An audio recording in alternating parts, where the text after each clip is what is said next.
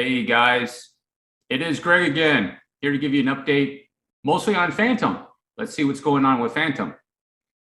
You know what you have to do with Fantom? You have to look at Fantom like Warren Buffett is probably looking at Apple right now. His largest holdings are in Apple stock. That's Fantom. The Berkshire Hathaway deal. Most of his 40 or 45% is in Apple. What do you think Warren Buffett is doing? Do you think he's at home? Think his home's in Nebraska crying? I don't think so. I don't think so. I know what Warren Buffett's probably doing. He's going to get ready to pounce. He's getting ready to pounce. So that's what you need to do with Fantom. Now, the other thing is too, I wanted to show you, you guys, I was over there on Twitter and I was looking at Fantom and, what people were saying about it. Huge amount of negativity. I was like, that sounds about right. I think it sounds about right. But then there's other guys go, well, if it holds this level, it could go this direction. If it breaks this level, then it's going to go down. You know what, guys, forget that. Let's look at the whole big picture. Here is Fantom's whole cycle right here. Realistically, do you think Fantom has corrected enough? Okay, I got fib levels on there and there's the 0.382. So this is a whole cycle correction. Okay, in my opinion, Fantom probably has not corrected enough.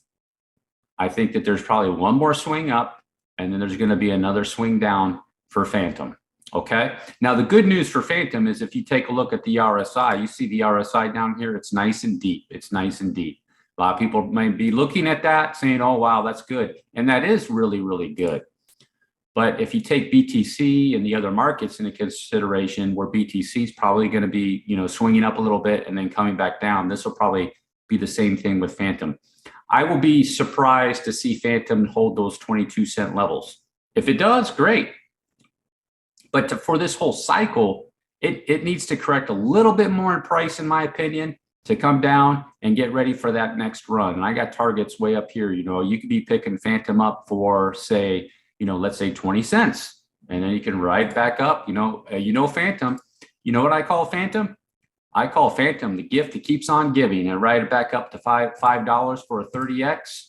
Now that's what I'm talking about. That's making gains. That's why you look at assets like this, because I don't think Fantom's going anywhere. It's doing what it's supposed to do, a correction, maybe a bounce, and then correct a little bit deeper, and then Fantom can get itself to blast up there again, okay? It could. You see Fantom, I call it the gift that keeps on giving. You could have taken down here, rode it up, maybe exit out if you are a good trader, or you just ride it the whole way up. You see your bearish, bullish, bearish divergence. You see that right there? This is where you would have exited. If you were riding this thing up, you would have seen this right here. Boom. And then you see that? Boom.